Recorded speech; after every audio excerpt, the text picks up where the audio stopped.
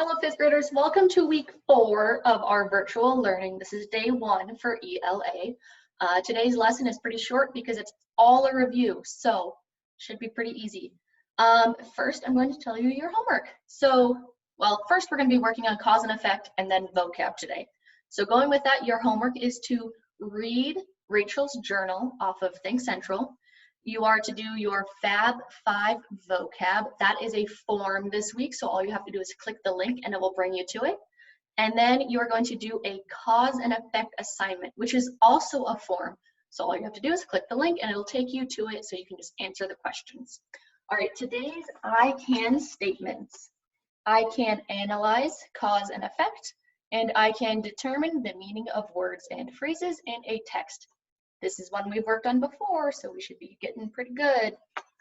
All right, let's review on what cause and effect are. I know you all know it, but review is never bad.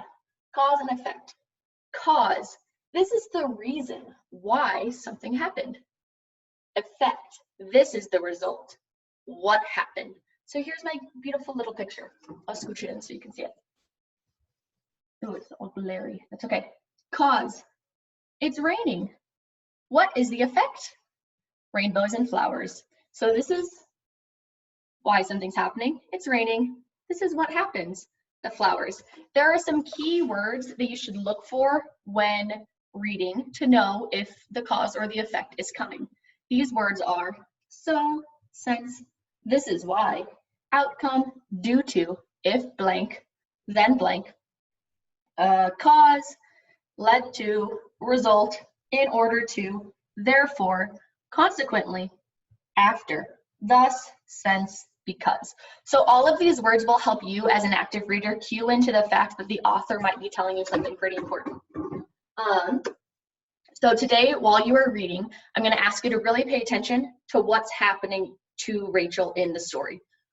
What is happening, what's the result of it, what's causing something to happen, because your assignment is going to ask you to think like an active reader and tell me what some causes and effects are.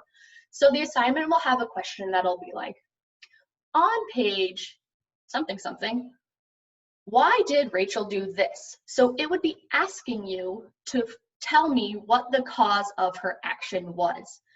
Or another question could be, on page bloop, bloop, Rachel did this. What happened because of that? So that would be asking you what the effect was. So really, really read those questions super carefully, because some are going to be asking you to identify the cause and some are going to be asking you to identify the effect. So please make sure that you are reading it to see if I'm asking you for the cause or the effect. On our vocab assignment today, I'm going to ask you to do 2 things with your Fab 5 vocab. First, I'm going to ask you to look up the real definition of the word. I want you to use a dictionary. You can use a paper one or online and find the real definition. Sometimes words have 2 definitions. I want you to pick the definition that most makes sense for the way that the word is used in the book. So yeah, just choose the one that makes sense with how it's used. You might have to look back in the story. That's okay. That's why you still have access to the story. The second part of the vocab assignment is I'm going to ask you to create a kid-friendly definition.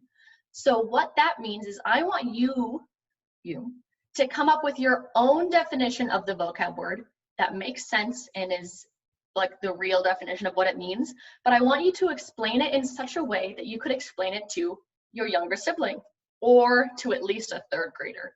So I want you to come up with look up the real definition, and then based on that, come up with a definition so you could say, oh, this word means blah, blah.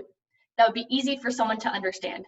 So I hope that both the cause and effect and the vocab assignments are pretty easy for you because they should be review. If you have any questions, please ask your homeroom teacher. We are more than welcome. We are more than happy to help you. I hope you have a wonderful day, and I will see you for our next ELA lesson. Have a good one.